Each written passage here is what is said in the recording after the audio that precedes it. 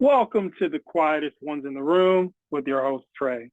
I gotta say it, just the mere fact that you've clicked onto this video and you're listening to the sound of my voice, you by far are the most intelligent people on the face of the planet.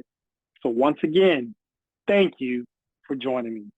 We must talk about this, the recession. The recession is here, ladies and gentlemen. Yes, the collapse that everyone has been calling for has finally arrived. And who didn't see this coming? Let me stop right there. In all seriousness, this conversation I want to have is less about the collapse that everyone's been calling for multiple decades. It's really about what happened today with Jerome Powell making the move to not lower interest rates. This was a very important Fed confirmation today. Jerome Powell discussed how, due to tariffs, we're looking at stagflation. If you don't know what stagflation is high inflation, high unemployment, and economic growth that is slowing down. And we did hear recently that the GDP for the United States is slowing down. And we have been hearing that inflation is rising, and it's been rising for some time. Now, unemployment has been steady-ish around 4.2% or something like that. I can't remember the most recent numbers, but I think it's somewhere around there. But my point is this, and this is why I really wanted to talk to you about this, which is, I've been saying it over and over. I've even given Jerome Powell Clown of the Day. And I think he deserves it again, because it cannot go without saying over and over that Jerome Powell's refusal to lower interest rates impacts the most vulnerable people in the country. In fact, the claim that he has about stagflation and how that's a fear due to the tariffs,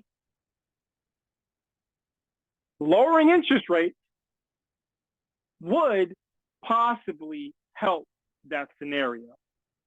But I think that the reason you must lower interest rates if you are Jerome Powell is because ultimately the average everyday American needs some type of stimulus, needs some type of bailout.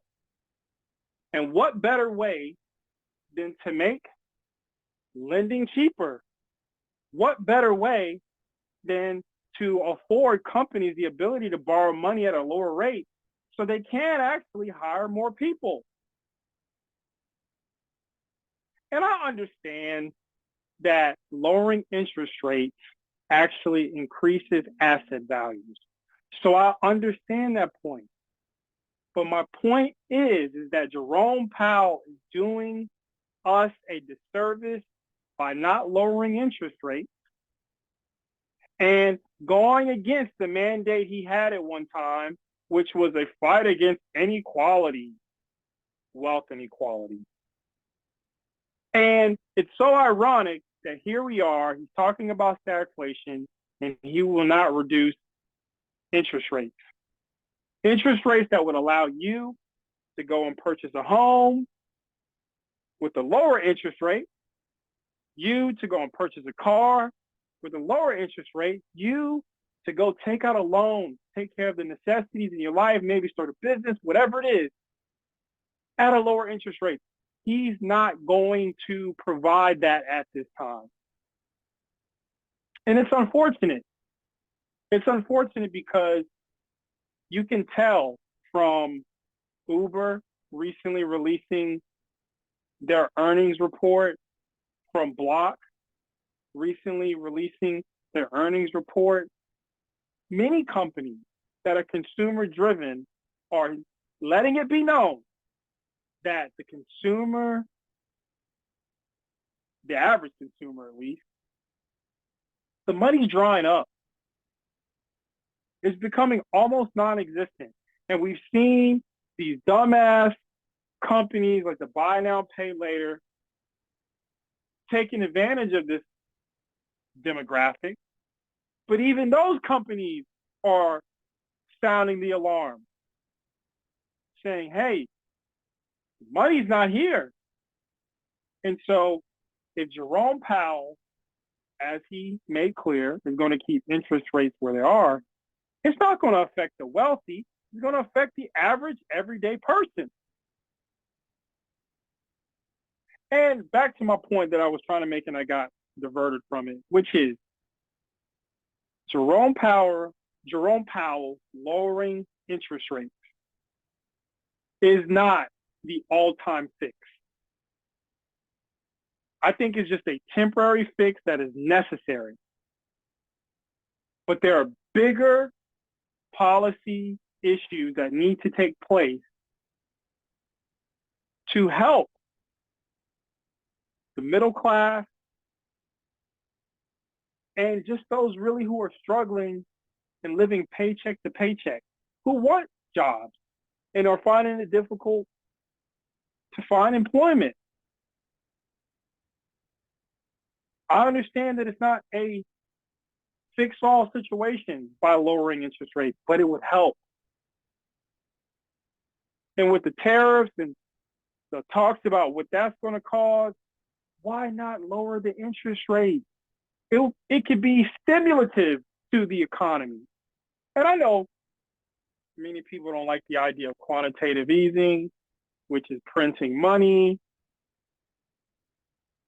But hey, what are we going to do? And we understand, once again, as I've said in many videos, that the wealthy get rich off the backs of the average everyday person. And if the average everyday person runs out of money, it does benefit the wealthy that there is some type of stimulus to the average everyday person. So they want it. And Jerome Powell is refusing to do so. And I thought about this and I've listened to people talk about it over and over. It's almost as if Jerome Powell is trying to hold on to the power of reducing interest rates when it's at its most necessary point. And I think we're already here.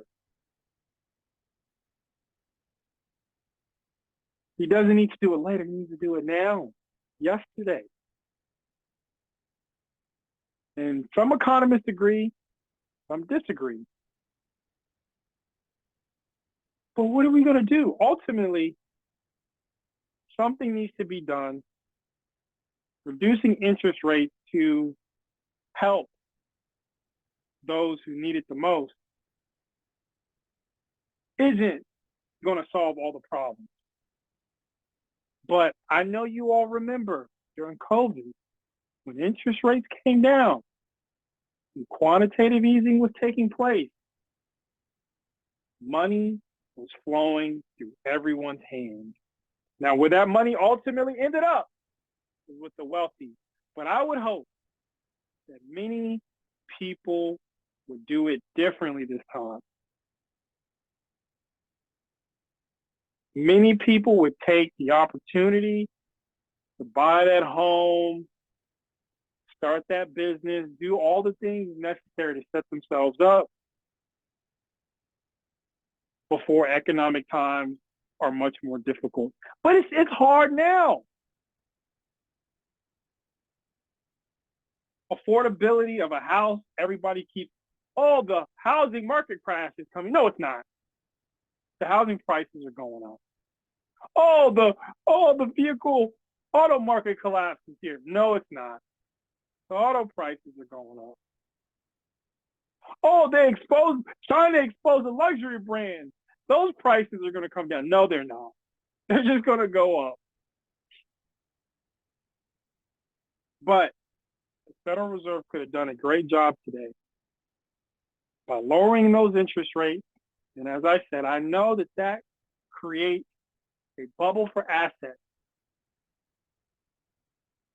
But ultimately, it's necessary until we can figure out how to tax appropriately and get that done.